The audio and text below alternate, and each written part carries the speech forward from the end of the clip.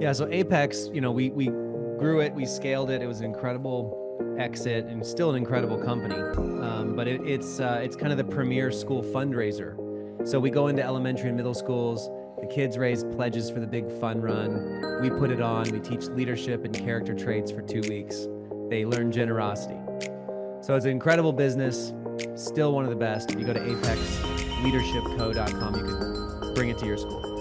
Welcome to Get Real 411, the podcast where real experts give real advice on all things real estate. I'm Jamie. And I'm Brad. Join us as we explore real estate successes and pitfalls through the eyes of our esteemed guests. Now let's get real.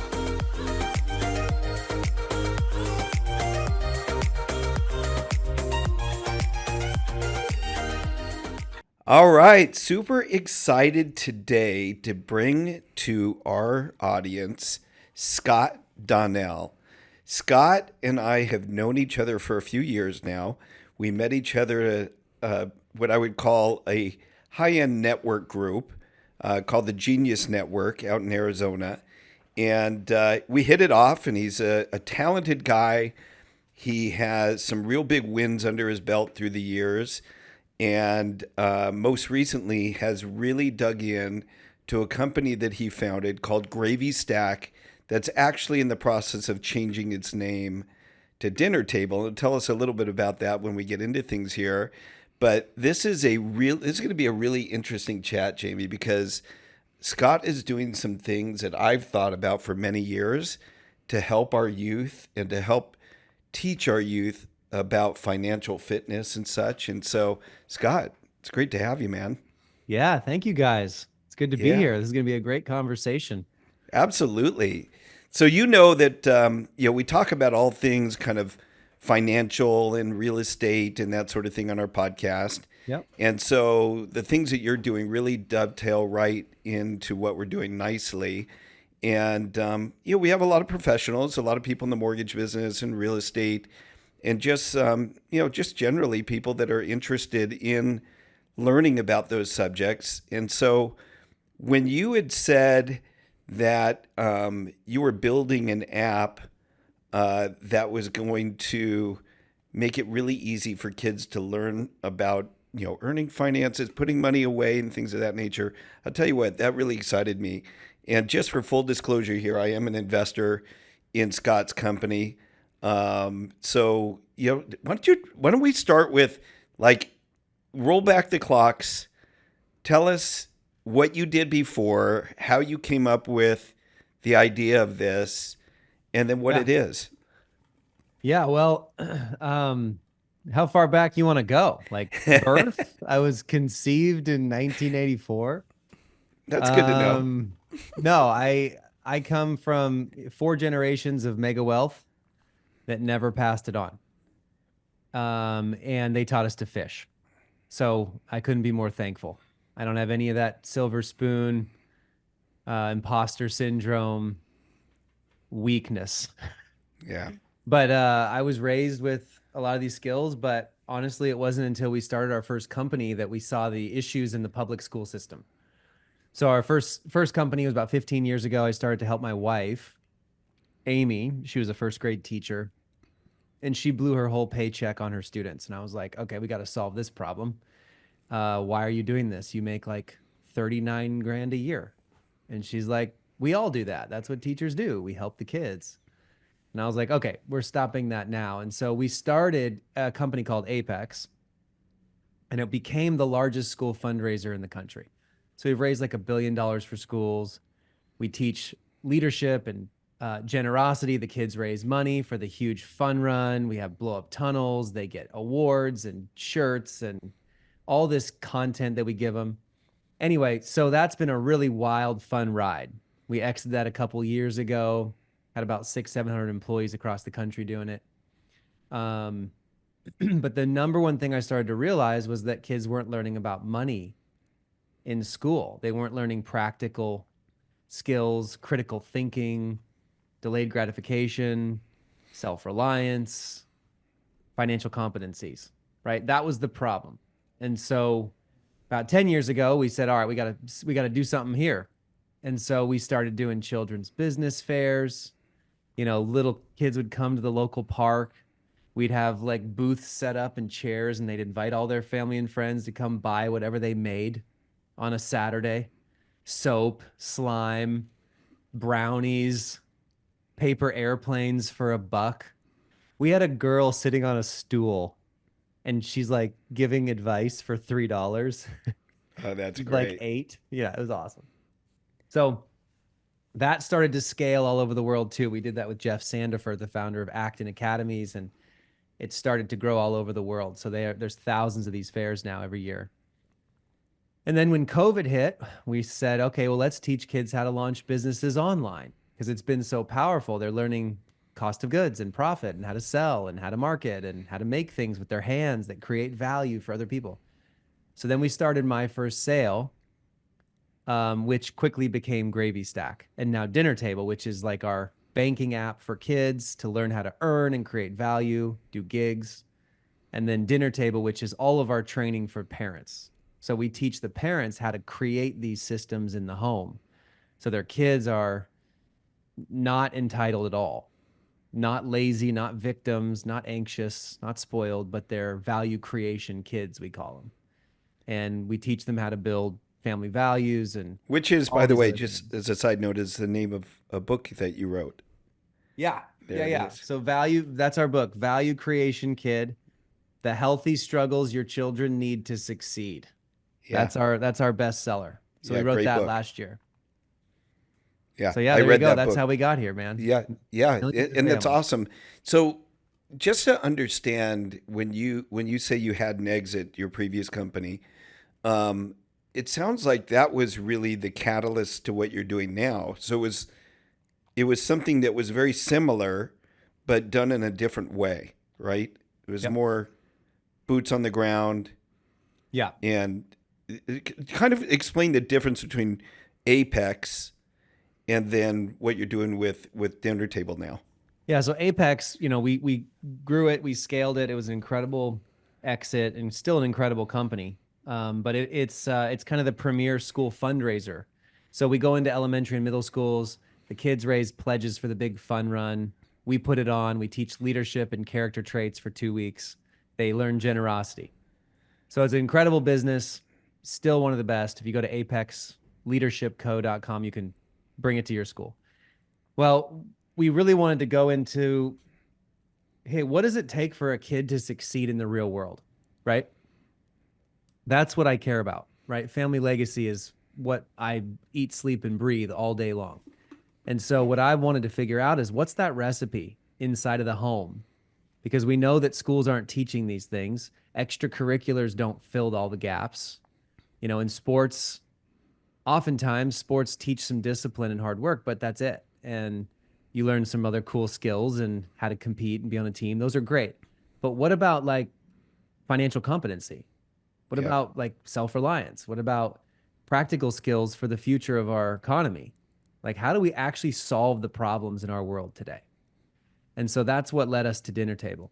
And Got so, it. So Apex was more along the lines of fundraising, although teaching some of those things. yep. Where this is really about the financial competency Yeah, of our financial youth. competency, but also like family values and family relationships and your inner circle as a family. And Right. how do you get your kids to create value everywhere they go? Not just monetarily, but emotionally and spiritually, right?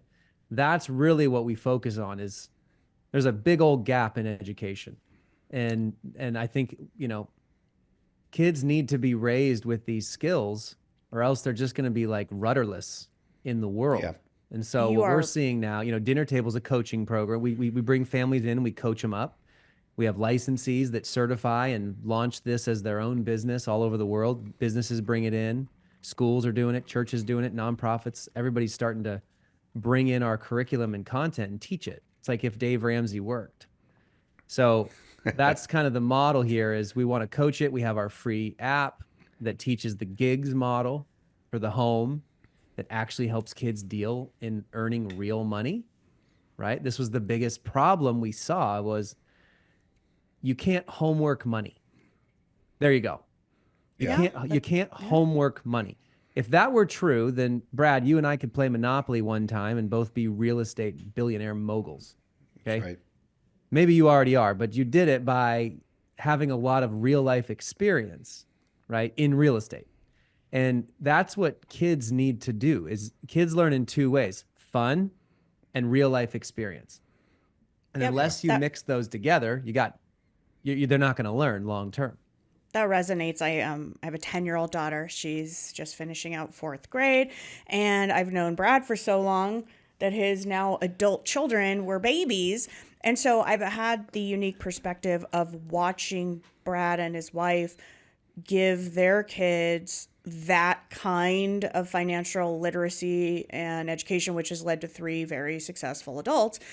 But I've also gotten to see the lack of the same anywhere else. The reason that Brad and Laura had the ability to do that is because they're entrepreneurial and they are self-made people. For folks who are not, they don't know what they don't know, and nobody else is talking about how we build a foundation of financial literacy. So we talk so much about things like building character and building responsible, empathetic humans, which is very important, but we don't talk about how to make money a real thing that kids have to understand how to manage. So many folks either didn't have a lot and they're overcompensating with their children, or had a lot and weren't taught to fish. To your point, huge gift you were given growing up is being taught to do so.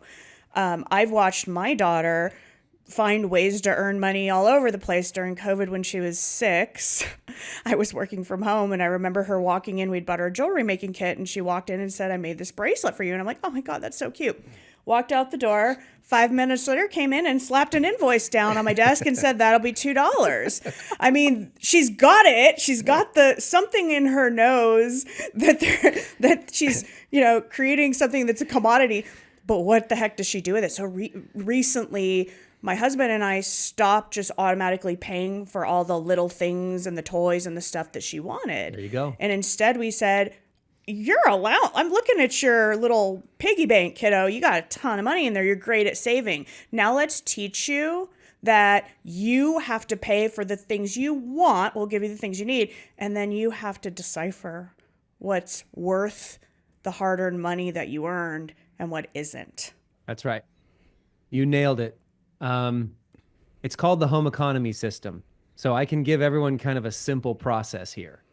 This is anybody with young kids. If their age is 2 to 5, you start with what we call the quarter system, which is a way better starting point, which it's basically you give them a save, spend, share jar from Amazon, and they get quarters whenever they're helping you or displaying good character traits or picking up toys or doing things around the house. But then every time they put it in save, you match it. Every time they get 10 quarters, they get a little reward, a fun thing to do. And every time they're displaying negative behavior, you just say, "Oh, buddy, you got to go get me a quarter." And they learn, "Oh, wait a minute, I earned that quarter. Oh, now I got to give up something I hard earned. Okay, now I understand." If that's just the basics, this is just the basics. It starts at 2 years old, guys. And it saves so much of that hassle and conflict that parents usually have with young kids. But then once you start to be like 6 years old all the way through teenage years, you do the gigs model, where it's 3 E's of the home economy system. Okay, you ready for this? It's expectations, expenses, and extra pay. You just nailed them when you were explaining this.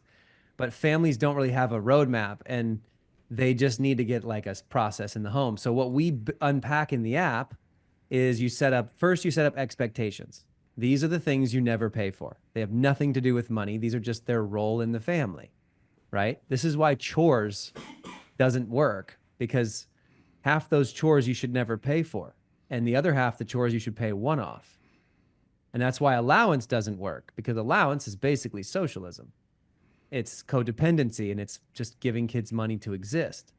So the way to fix all this is to do expectations, expenses, extra pay. So expectations are like make your bed, clean your room, dishes, trash, homework done first when you get home. You don't pay for that stuff. If you want to keep our last name, that's what you're going to do, right? Like these are the expectations. Well, then you go into expenses. because without expenses, they don't actually have a motive. Most kids don't even have a motive to earn anything unless you give them things that they want or even need that they have to pay for. So, and this saves parents tons of money that they were paying for on their own. And so then you can pay them to do gigs, which is the third E. So, but I'll explain expenses. So there's a lot of really genius expenses parents can give their kids. Like it starts with toys and games and trinkets and social outings, birthday presents for friends. That one's awesome. If you want to teach a kid true generosity, have them be in charge of the gift, right? My daughter, Reagan, she's 7 years old. She was in charge of the birthday present for Dawson's party at the Ninja Gym last month.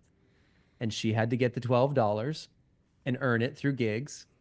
And then she had to save first and share second. And then what was left in her spend jar, she could buy it. And so she gets to the party, got the present, put it in the bag with the tissue. And halfway through the party, she walks up to me with the birthday boy. And she's like, hey, can Dawson open my present right now? I want to see his face. And they literally sat there right in the middle of the gym and he opened it and he was beaming from ear to ear. She's like smiling. They give a hug. She's so proud. Yeah. That's how you learn generosity. See, the rest of the kids, their parents didn't even know what the present was. The parents did everything and the kids chucked the present on the table and they didn't even open them. Yeah. And all parents go through this. Yep. And I just had a bunch of families give their 12-year-old a cavity that they had to pay for. The kid got a cavity and they made the kid pay for it. That'll teach you to brush your teeth. They did tell them what to do to avoid one. That's right. And now that kid for the last several months has been flossing and brushing twice a day without ever being that. I'm taking notes, just so you know. Yeah, no, this stuff is gold, you guys. And so once you give them expenses to be in charge of, and then it moves all the way into their teenage years in car and even college and all technology. Now you have money that you've saved because you're not paying for things to pay them with gigs. This is the third E, extra pay. So now instead of doing chores, which is always a fight, and you're reminding them 100 times, now they're self-motivated to go create value all around the house and in the neighborhood. So you give them a huge list of things they can do to earn a few extra bucks.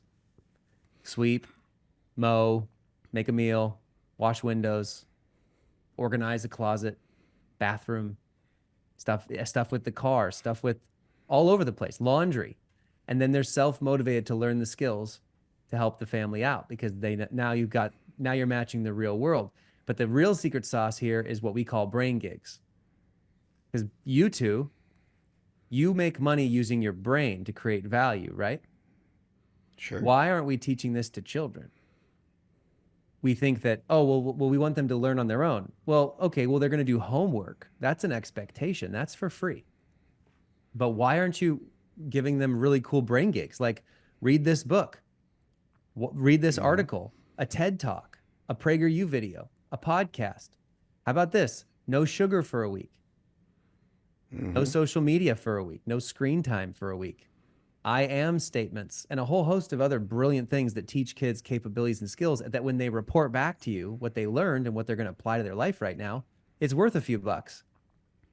And the more the better, in my opinion, because now you're teaching them all the critical stuff that they need to learn for the real world. What's interesting here that I'm taking away from this too is with the gig system, it doesn't matter what your financial situation is, because if you are creating opportunity to save some of what would have been your outgo, you're teaching your child how to leverage their own, then to your point, you're just redeploying those funds back, as opposed to this daunting feeling for folks who might be, in a more challenging situation financially in the home, where they would feel like they would have to find extra money to do this. Right. So I think that's really interesting. Oh, it doesn't stop there. I can cut your cost in half to raise those kids. That's the beauty of Dinner Table. So you don't just like replace the money by giving them gigs. See, all I have to do with my kids, and I'm doing it right now with our 7-year-old, when they do a gig around the house where they learn a capability and they get confidence by doing it, I'm like, hey, who else in the neighborhood might want that?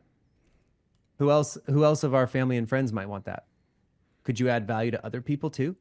And then bam, Like they're off and running. That's extra money into the home. Now they can start covering way more expenses. Parents are paying thousands of dollars a month on all these things for their kids that they don't realize.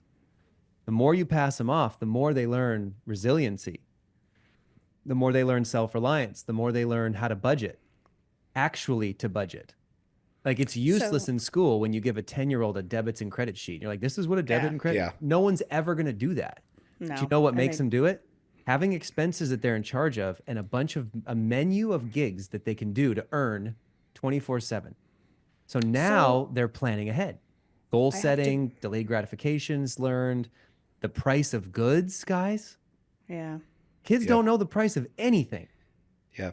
This will help them to learn that for They sure. sure don't. So, devil's advocate, I let's say that that I feel a little hesitant about participating in this as a parent because I never want to create a world in which my child ever feels like they aren't going to have their necessities because they're responsible for those things. How do you counterbalance that by ensuring that there's a clear line between what the bare minimum that is you're going to make sure your children have and what things become those sort of extras? Yeah. So I'm not saying starve your children. Of I'm saying course. provide like, the basics, food, shelter, clothing. Like you provide those things. And yeah, take them out to fun meals, go on fun trips. But there are so many expenses that they could be in charge of on their own that can help them.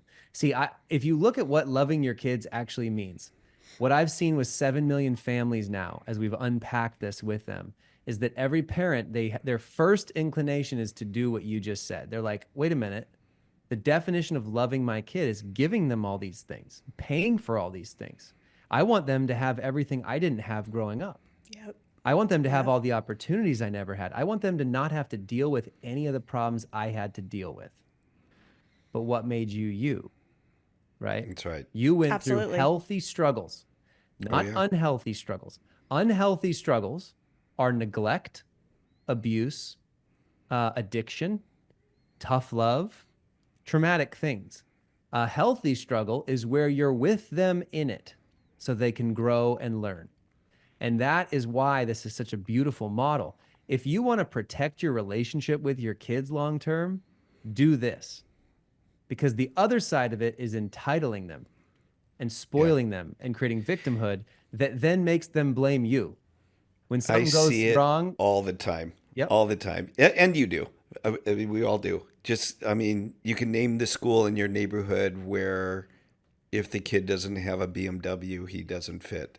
Oh, And those types of things. And so it is I would say the percentage of kids raised in that environment that turn out to be good contributors to society and just generally good people are much smaller than those that are not just given everything, that have to earn it and learn it. yeah, and we see the manifestation of that in adults, right? So we obviously are all in the business of talking to people. And so as you talk to people from different generations and at different age levels, sure, I have the perspective of having an elementary school child. And interestingly, as she approaches this age, she's kind of in the preteen world, my husband and I have come to that natural conclusion, like we're giving her too much. She doesn't have a frame of reference for what is real, and the real world isn't going to do that for her. Also, we see younger adults trying to come into the workforce who've been given no skills in that regard, and some have a sort of the demeanor where it's like, okay, I'm here, what now what? As opposed to I'm hungry, I'm hardworking, this is on me. And so it's so important that we do this at an early age, but there is clear evidence based on the folks in their early adult years today that hasn't been happening for some time. yep, it's that you're looking at the problem we're trying to solve. If you go through a assembly line education, then there's only one right answer. Don't work in groups. Don't ask questions. Let's not problem solve because I need you to regurgitate this information on the test. Okay. And when you raise a kid that way, they're not thinking about value creation. They're thinking about assembly line. I got to get the grades to go to the college, to get the degree, to get the job that's probably not going to be there in the first place. Right. And I So would argue that we also dull our uniqueness and the things that create innovation with that too. You look at some of the great success stories over our time. You look at the Steve Jobs, you look at the Amazon, Jeff Bezos. These are people that had a vision and they did whatever it took to make it a reality, even when everybody else looked at them and said, this is insane and it makes no sense. It will never work. Had we put them in an environment where they were never taught to unlock that part of their brain and never given permission to use it, then how boring would our world be? And what kind of innovation would we really see? that's right. It comes down to this. Don't solve their problems. Okay. So we like to frame things with our children and everyone we teach. That's like, and this is a journey, by the way. I have to say this. You can't just like listen to this podcast and be like, oh yeah, we fixed everything in our family. This is why Dinner Table is a journey. It's a coaching program, because families need this for years. They're like, okay, now we got a teenager. We're trying to figure this out. Oh, now they've got this issue. Okay, what do we do? What have you guys, what's worked for the rest of you? And it's parents sharing best practices and tips and unpacking these things. It's a journey, guys. So we don't ever want parents to feel bad because they don't know. Parents just don't know this stuff. They need help. And so we just invite people in and we celebrate every little win. But it really comes down to like, don't solve their problems. And most parents they think that, again, the form of love is paying for everything. It's fighting the teacher for grades. It's fighting the coach for playing time. It's grading their homework the night before so they don't look bad. It's bringing their lunch every time they mess something up. It's yelling at them 10 times in the morning before school to get everything right, instead of watching them solve their own problem and then learn to be self-reliant and do all that stuff. See, you're going to do things for your kids until they do them for themselves. And every time we give our kids something that they didn't earn, we're actually stealing something from their future. And try to make that switch, which we've been doing. I promise you, it's harder on us as parents to take that journey than it is on our children. For the longest time when Charlie, my daughter, was young, of course, if she forgot her lunch and she was 6 years old, I was going to bring it to her. But recently we had like a threefer. It was like in a week span because she was too busy doing things that weren't getting ready for school. She forgot. And finally, the second time I said, this is the last time I'm going to run your water or whatever back to you. And the third time it was, we talked about this and I explained to you that I wasn't going to bring this to you. I know you have snacks in your backpack. I'm sorry, kiddo. You're going to have to figure it out. You're not That going to was so starve. hard. You're not going to starve. Yeah, It was I so think hard. we, especially moms that we've seen, it's so hard because you're like, part of providing and giving them everything is taking care of them. And so many moms have this nurturing heart, which is, it's a good thing to have a nurturing heart as a parent. Kids need that love. But there comes that point where you have to be like, okay, what is the highest form of love right now? Right? How can I teach you to help you grow? So, the only way people grow is through healthy struggle. It's the only way they can learn capabilities and confidence, inner confidence, not like surface layer confidence. Surface layer confidence is what causes entitlement and anxiety. So if I just with my daughter Reagan, if I just pat her on the back only and said, you're pretty, you're smart, you're pretty, you're smart, you're pretty, you're smart. If that's all I did, then she's going to be outer surface layer confidence. And this is where so much anxiety comes for teenage girls. However, if they can build that self-reliance and resiliency and be able to go through this cycle of healthy struggles, creating capabilities, creating real inner confidence, which creates value for them and other people, now they're not going to be shaken.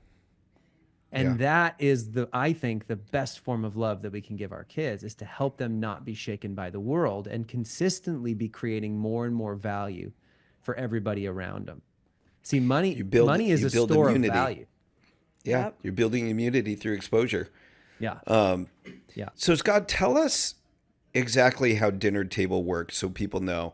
Like, if somebody's interested in getting involved in this support system and this way to kind of bring it into their family, teach their kids, and bring them up in this way where you're really creating value.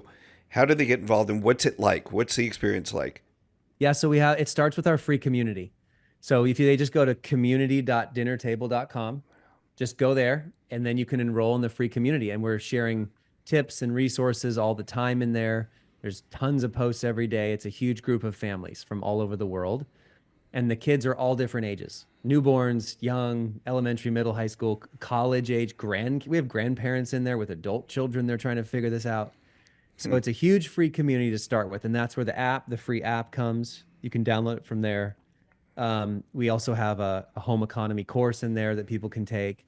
And then from there, when people want to join like our coaching communities, then they can just join our licensees. They can join groups for moms or dads or grandparents or teenagers or special needs families or founders, groups, doctors groups.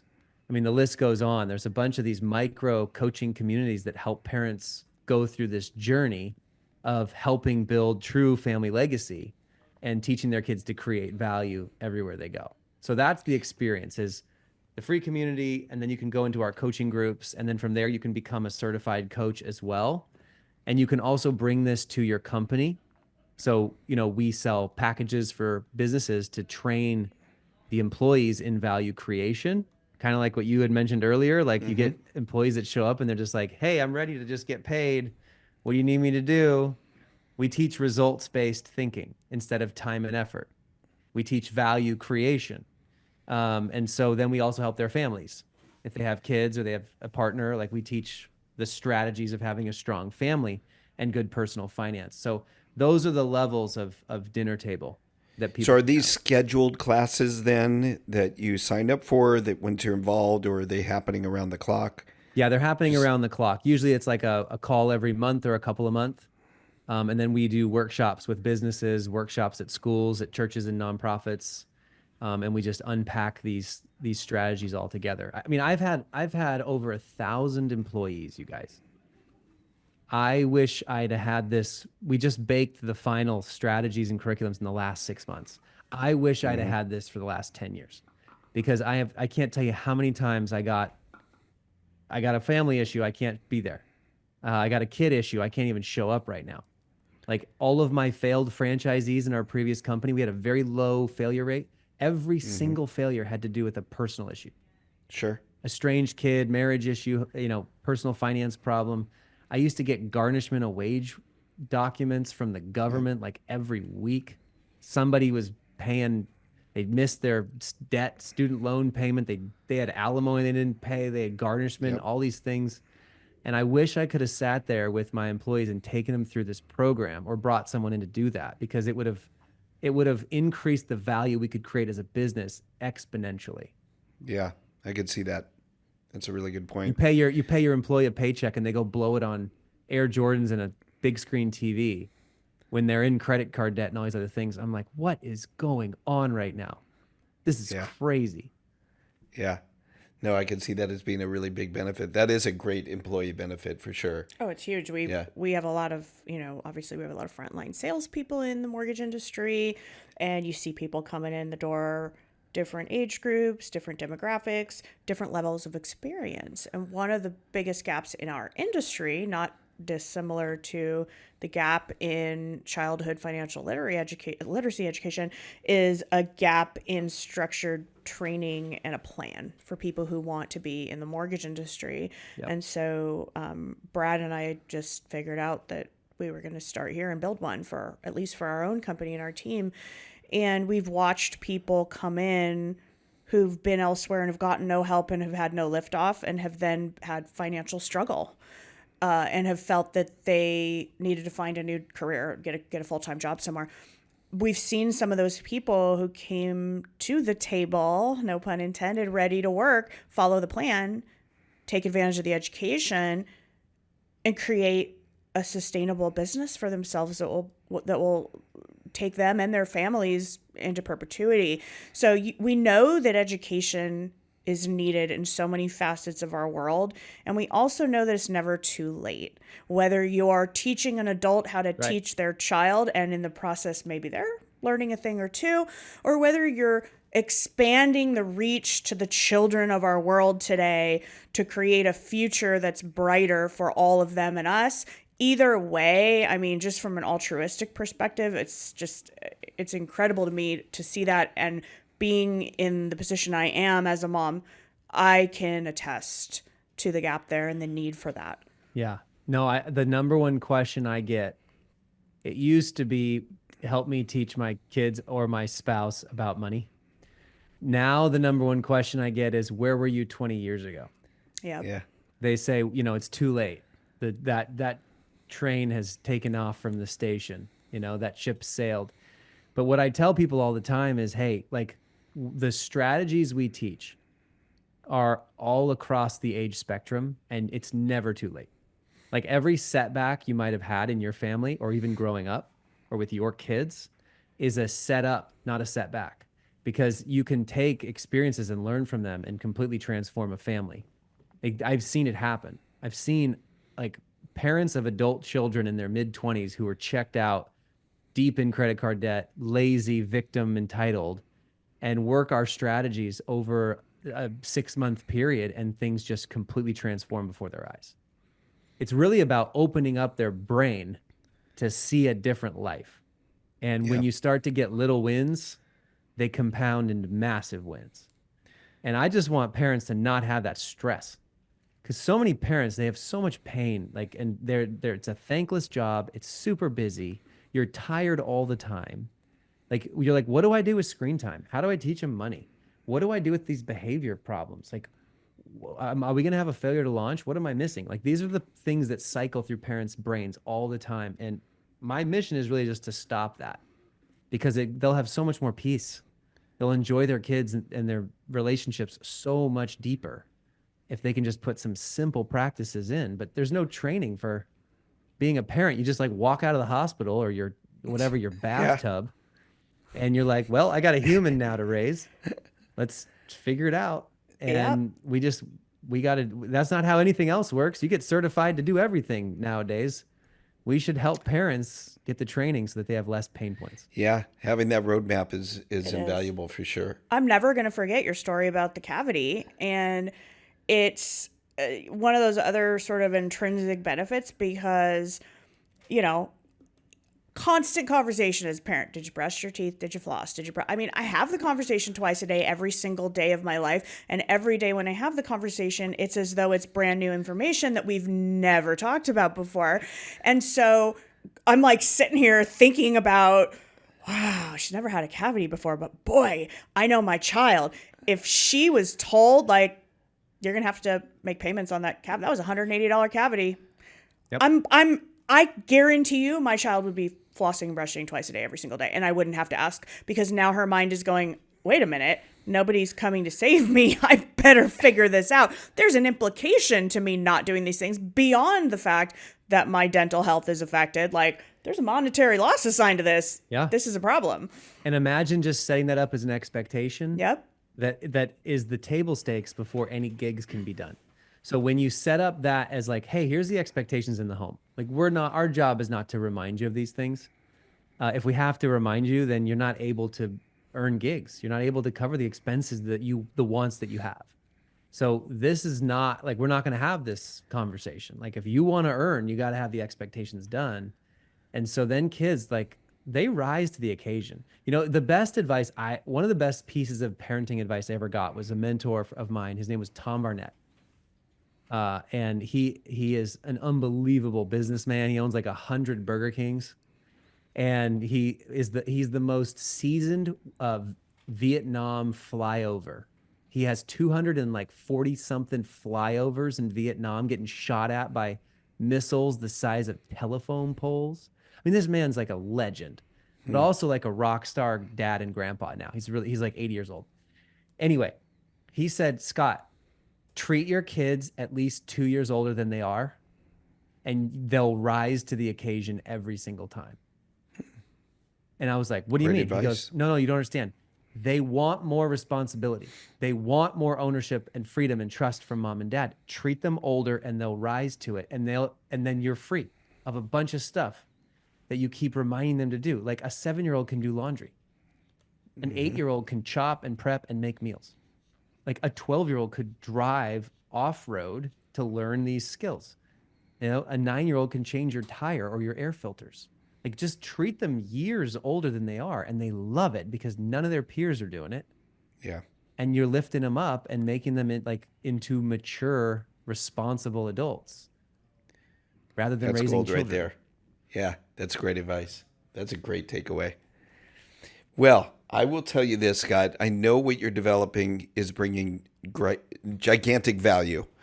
And I'd love to see it continue to flourish. And so when we post this podcast, we want to put some links below it for people to follow, to go check it out, check out the free community, get those tools, get involved. Like, you really do have the roadmap to help any age, any level of kids and their families. And the more people that get involved in this, the more change will bring. Yeah, So I would love it. I would love the help, or bring this to your business, bring this to your school, or your church, or your nonprofit. Like, bring us in, or if you want to certify, like we're certifying real estate agents right now, estate planners, financial advisors, teachers, dentists. I just had an orthodontist certify, and what they do is they bring in people into their communities to coach them. It's a great little business in a box. It's like a 6-figure plus business in a box. And it's all white labeled to your brand and logo. So if anyone wants to certify, we have all the tech to hand you it like on a platter. You get certified in like a couple of weeks and you're off and running, and you can bolt it into your own company. So and you can find all this information on your website. Yeah, we show, once people join our communities, we let them know of all the resources and opportunities for them. Yeah. Great. Well, Jamie, I know you have a question you'd like to ask Scott.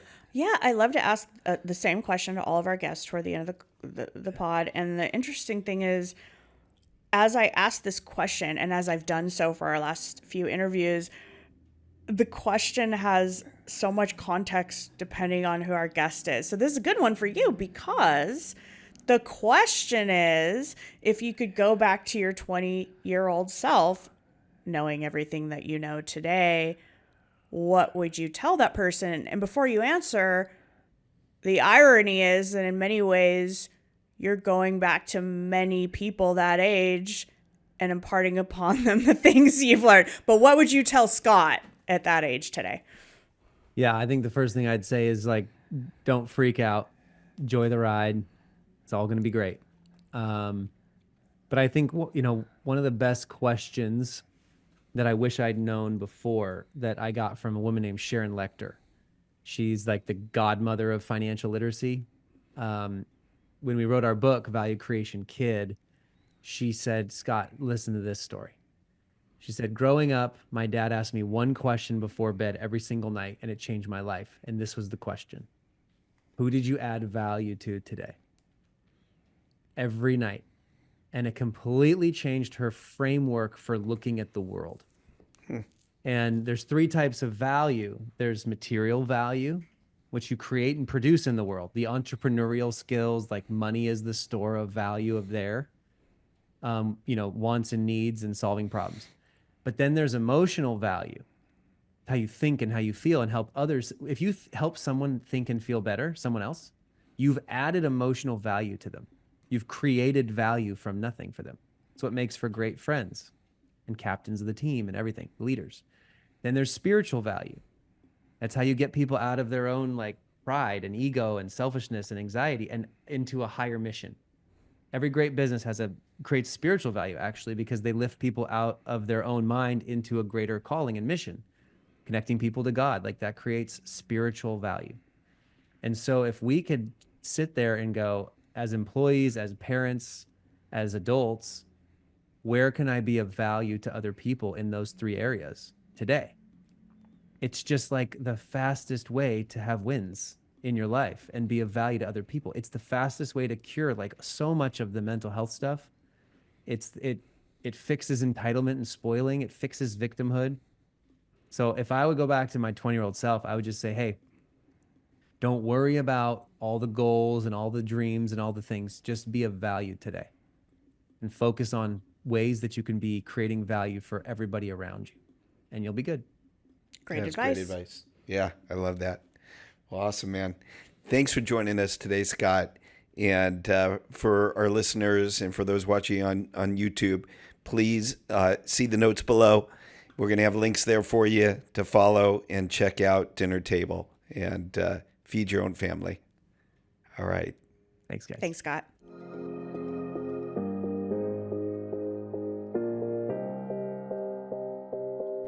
Get Real 411 is hosted by Brad Rice and Jamie Cavanaugh, produced by Stuart Gelin, and recorded live from the AmeriFund Home Loan Studio in Simi Valley, California.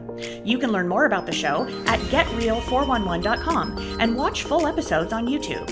If you're interested in being a guest on Get Real 411, email booking@GetReal411.com. Please subscribe, rate, and review us on Apple Podcasts, Spotify, or wherever you get your podcasts.